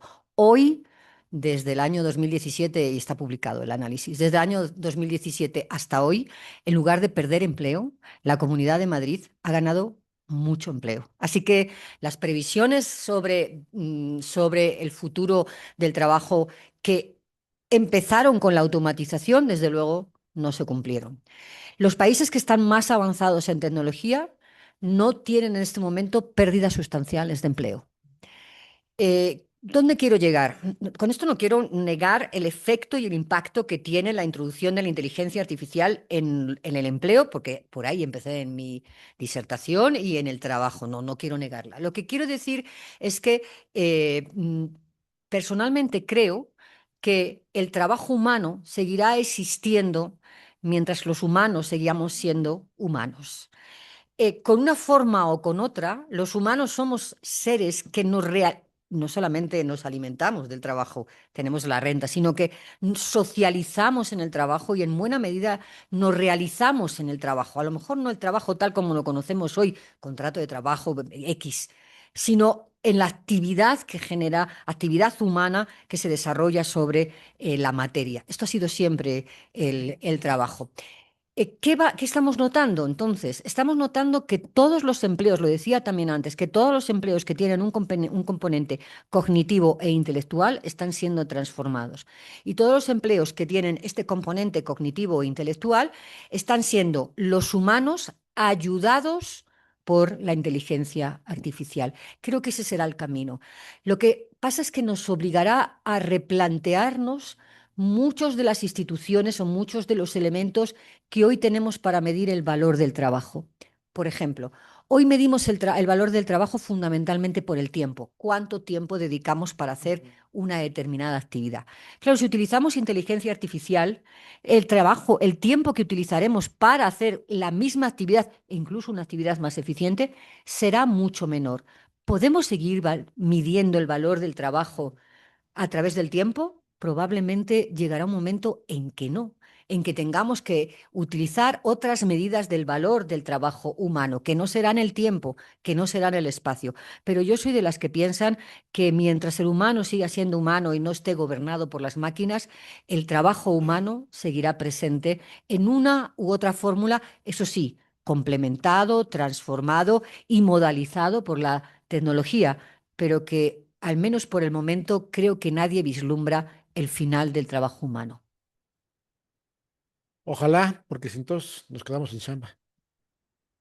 Bueno, a lo mejor sería una sociedad donde el problema es que harían las máquinas, serían productivas las máquinas y tendríamos que encontrar una forma de repartir equitativamente la productividad de las máquinas, porque yo le recuerdo que en un sistema capitalista sin consumo, es decir, sin renta para consumir, el propio sistema capitalista estaría abocado a no tener futuro. Así que si un día las máquinas lo hacen todo, tendremos que encontrar un modelo donde los humanos recibamos los beneficios que producen las máquinas. Y eso, también de eso tenemos que pensar, sobre todo las personas que hacen seguridad social. Claro, eso es muy interesante. Viste, hace, ¿qué será? Cosa de 20 años, no existían Facebook, Instagram, LinkedIn, WhatsApp. Lo más que existían eran los rudimentarios mensajes de texto. Y en aquel entonces no vislumbrábamos ni los puestos de trabajo, ni las nuevas formas de los trabajos de 10 años después. Hoy no sabemos los que sean, ¿qué digo dentro de 5 años? Dentro de 2 o dentro de 3, porque esto tiene una velocidad vertiginosa. Y el tener, lo he dicho, esta visión clara de cómo va caminando esta evolución, creo que nos puede llevar o nos tiene que llevar a definir algunos aspectos justamente como los que comenta la doctora. En mi perspectiva, esta posibilidad de que el trabajo se reduzca a su mínima expresión y que sea sustituido por máquinas, robots, inteligencia artificial, el Big Data, tendría que ser sobre la base de que estos puestos de trabajo que se suprimen y que son sustituidos por las máquinas, los robots, etcétera, que se genera un impuesto sustitutivo de la mano de obra y que ese destino sea justamente para la distribución social y entonces sí haya con qué voy a gastar, porque si no, ¿de dónde saco para poder gastar? Es una de las opciones que yo he estado planteando ahí, porque si no, entonces se sustituye, se acaba el trabajo, se acaba el ingreso, ¿dónde está el círculo de la productividad, la economía, etcétera? Hay dos comentarios que quiero compartir y una pregunta final, si usted me lo permite. Me dice, dice, si una empresa, nada más déjeme ver si puedo ampliarlo, sí, César Espinosa, si una empresa tiene una IA propia, un empleado con su actividad termina entrenando a la IA. Ante su posible futura separación, porque la inteligencia artificial ya es más eficiente para hacer su trabajo, debería existir una indemnización o tipo regalías sobre lo que se genere producto de su actividad. Me parece que es un punto muy interesante que habría que ponderar en este marco de ir viendo qué es lo que viene, porque miren, en México lamentablemente siempre vamos atrás copiando lo de otros que van adelante y llegamos tarde siempre a la cita con la historia. Y las leyes se hacen para resolver problemas del pasado y si acaso del presente, pero nunca del futuro. Nunca estamos viendo hacia adelante.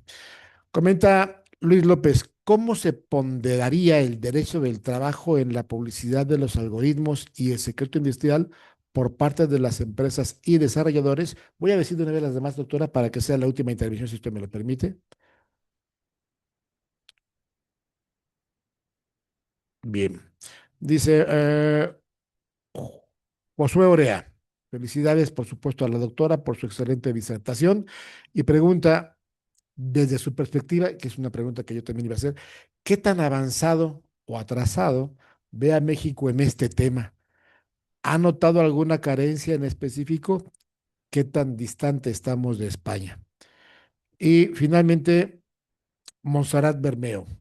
Sigue siendo, este es un comentario, sigue siendo inteligencia humana, porque la información que se le da a la máquina es por un ser humano, ya que ésta tiene que ser verificada por un humano. No podemos hacer escritos jurídicos porque carecen de la característica de lo que es una norma. A no ha llegado a interpretar la aplicación de la norma a la realidad o al caso concreto. Muy bien. ¿Sí quiere hacer comentarios sobre estos puntos? Sí, sí, y con eso terminamos. Son muy interesantes. El primer comentario sobre la propiedad, y al final es uno de los elementos que estamos estudiando. Claro, hemos partido de la relación de trabajo. Yo recuerdo que los viejos maestros españoles hablaban de que en la relación de trabajo existía relación de trabajo cuando la propiedad de los frutos, era la tesis de Manuel Alonso Lea, cuando la propiedad de los frutos no le pertenecían al trabajador, sino que le pertenecían a la empresa. Y con ese esquema hemos caminado durante mucho tiempo en el derecho del trabajo. Hay quienes pensamos que, a ver cómo lo explico yo, que efectivamente la persona que nos hace este comentario tiene razón.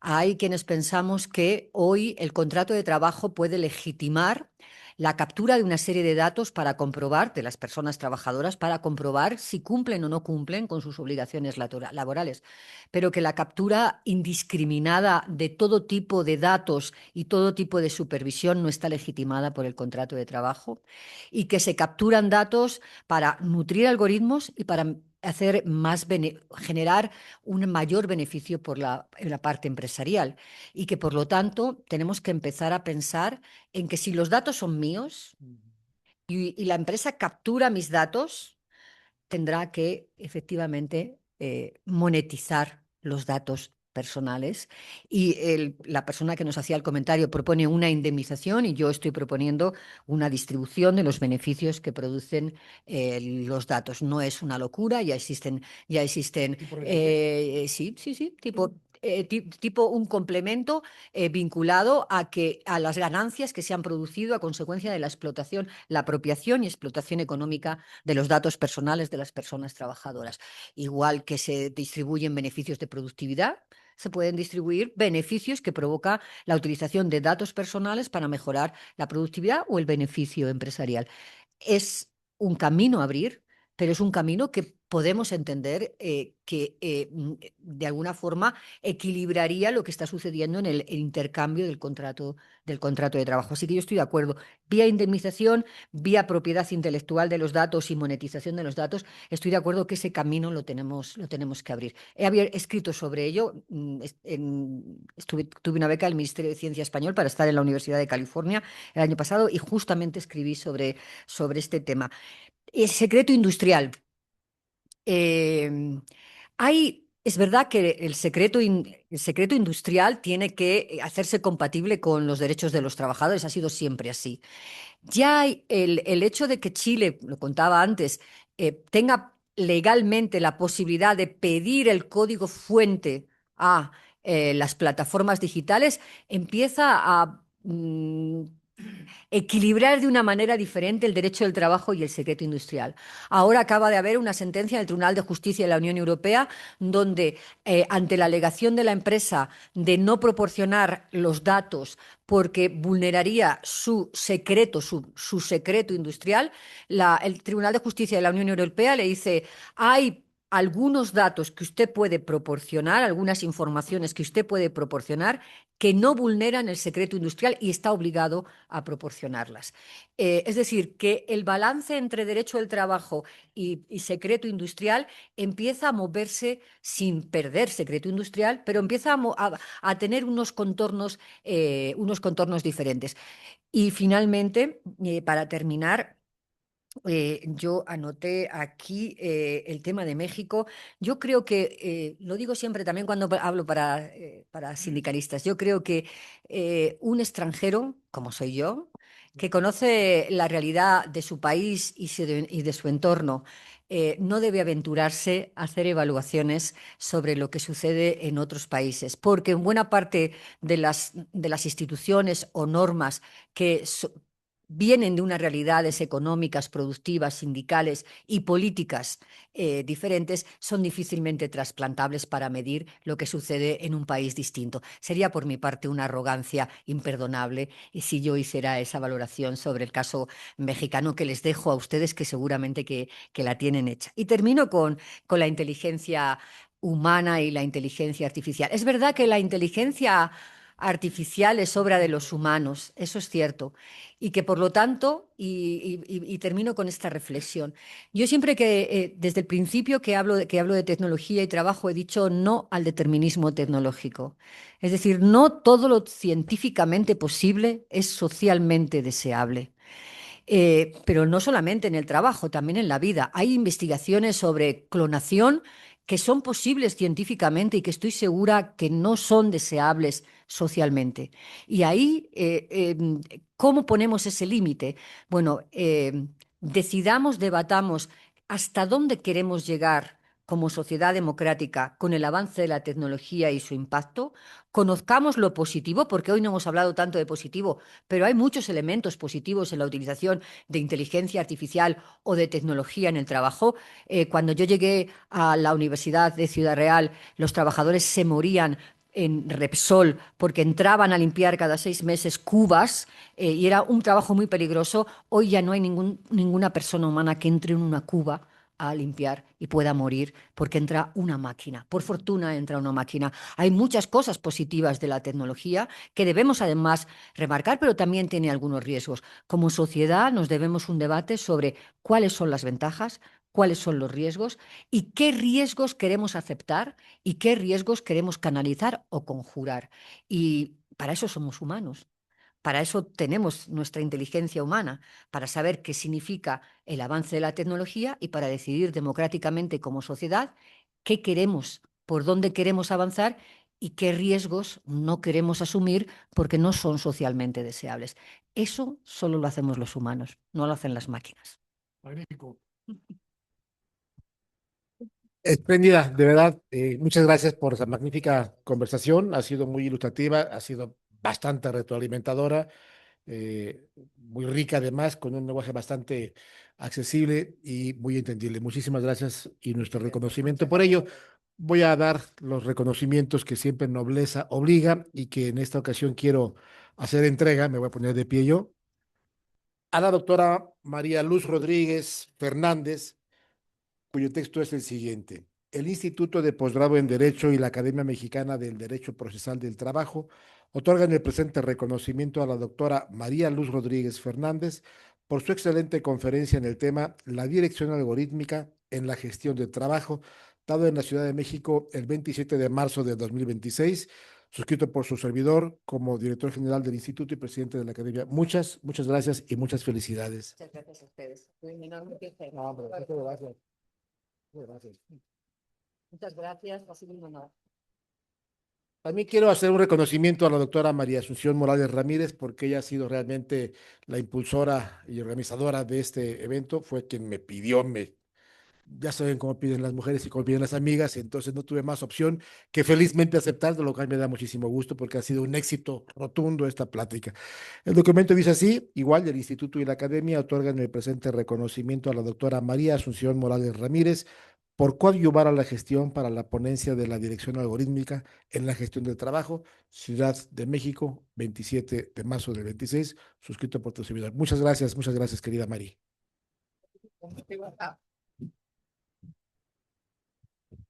¿Nos tomamos una fotografía los Sí, tres? claro, claro.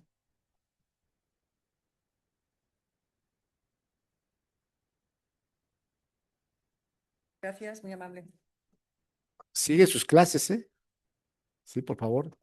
No dejen de asistir. Ya pasaremos a los catedráticos la lista de asistencia para que ustedes la valoren. Gracias de verdad por su presencia. Un placer y un privilegio estar con ustedes. Muchas gracias. Y también a todos los que están a distancia, gracias por estarnos acompañando. Espero que haya sido de su agrado. Seguimos en comunicación. Hasta luego. Adiós.